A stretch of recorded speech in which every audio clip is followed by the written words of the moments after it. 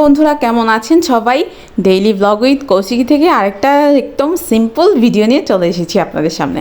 আজকে নারকেল দিয়ে পাঁচমিশালি সবজি কিভাবে মজাদারভাবে রান্না করতে হয় সেটাই দেখাবো। আমি অনেক রকম সবজি নিয়ে নিয়েছি, আমার ঘরে যা যা ছিল আপনারাও এরকম নিয়ে নিতে পারেন আপনাদের পছন্দ মতো। আর নারকেলটা কিন্তু অবশ্যই থাকবে। নারকেল দিয়ে কিভাবে এত সুস্বাদুভাবে এই গরমের মধ্যে একটা স্বস্তিদায়ক খাবার খাওয়া যায় সেই রেসিপিটাই কিন্তু আমি আপনাদের সাথে আজকে শেয়ার করব। আমি প্রথমে এই সবজিগুলো ভালো করে কেটে কুটে ধুয়ে নিয়েছি। প্রথমেই সবজিগুলোকে সুন্দর করে সিদ্ধ করে নিব।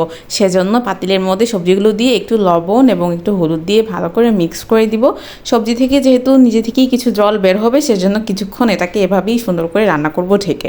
তো আপনারা এরকমই রান্না করবেন। তারপর যখন জলটা বের হয়ে আসবে তখন এর সাথে আমি এক্সট্রা জল অ্যাড করব যাতে পোড়া লেগে না যায়। মজাদার সবজিকে আরও মজাদার করে তুলতে একটু মুগ ডাল ইউজ করব। মুগ ডালটা আলাদাভাবে ভাজা করে তারপর সুন্দর করে একটু সিদ্ধ করে নিয়েছি এবং অর্ধেক সিদ্ধ হওয়ার পর সেটা সবজির সাথে ভালো করে মিক্স করে দিলাম যাতে হচ্ছে সবজির সাথে সাথে ডালটাও পুরোপুরি হয়ে যায়। তো এরকম আপনারা যে কোনো ডাল ইউজ করতে পারেন। আমার মুগ ডালটা বেশি ভালো লাগে সেজন্য মুগ ডালটা ইউজ করলাম।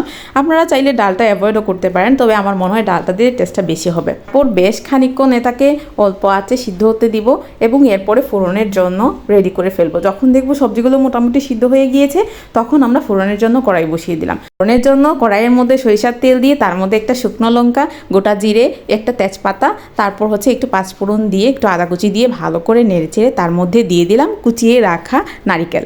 নারিকেলটা এভাবে দিলে খুবই টেস্টি হয়। তারপরে এটাকে বেশ খানিকক্ষণ ভালো করে ভেজে নিতে হবে। একটা আগুন দিয়ে ভাজতে যাবেন না, তাহলে পুড়ে যাবে। একদম নর্মাল আছে সুন্দর করে এটাকে ভাজা ভাজা করে নিতে হবে। খুব একটা কালার না করলেও চলবে, বেশি ভাজা করলে আবার শক্ত হয়ে যাবে। কিন্তু এটাকে মিডিয়াম আছে সুন্দর করে হালকা ভাজি করলে এটা যে কত টেস্টি হবে তা আপনারা যদি একবার বাসায় খান তাহলেই বুঝবেন। দেখুন এর কালারটা কত সুন্দর এসেছে। ভাজার পরে এই কালারটাই আসবে। তারপর এর সাথে আমরা আগে থেকে সিদ্ধ করে রাখা যে সবজিটা সেটা অ্যাড করে দিব। দেখুন এর সাথে অ্যাড করে দেওয়ার পরে যে কতটা সুন্দর একটা গন্ধ আসে, আপনারা বাসায় একটা দিন রান্না করে দেখবেন, আপনারা তখন এই সবজির প্রেমে পড়ে যাবেন। নারিকেল দিয়ে এরকম সবজি, পাঁচমিশালি সবজি দিয়ে যে কত ভালো লাগে। আর এখন তো গরমের মধ্যে কত রকম সবজি বের হয়েছে, পটল আছে, ঝিঙে আছে, তারপর সজনে ডাঁটা আছে, এগুলো যে কত হেলদি শরীরের জন্য। তো আপনাদের ঘরে যা যা সবজি থাকে সব কিছু দিয়ে দিবেন। আমি এর মধ্যে এরকম পাঁচমিশালি সবজি দিয়ে দিয়েছি। তো এরকম যখন সুন্দরভাবে এটা হয়ে আসলো তখন এর মধ্যে আমি নামানোর আগে একটু জিরে গুঁড়ো অ্যাড করব। তারপরে আমার রান্না মোটামুটি কমপ্লিট হয়ে যাবে। যেহেতু আমরা সবসময়ই খেয়ে থাকি, কিন্তু সবসময় যদি একই নিয়মে শুধু আমরা খাই তাহলে কি আর ভালো লাগবে? সেজন্য সবজির টেস্টটা আরও দ্বিগুণ বাড়িয়ে দিতে কিন্তু আজকে নারকেল দিয়ে আপনাদের সাথে এই মজাদার রেসিপিটা শেয়ার করলাম। আপনারা এটা একটু ঘন করে এমনিতেই খেয়ে নিতে পারেন, পরোটার সাথে রুটির সাথে কিন্তু দারুণ ভালো লাগে।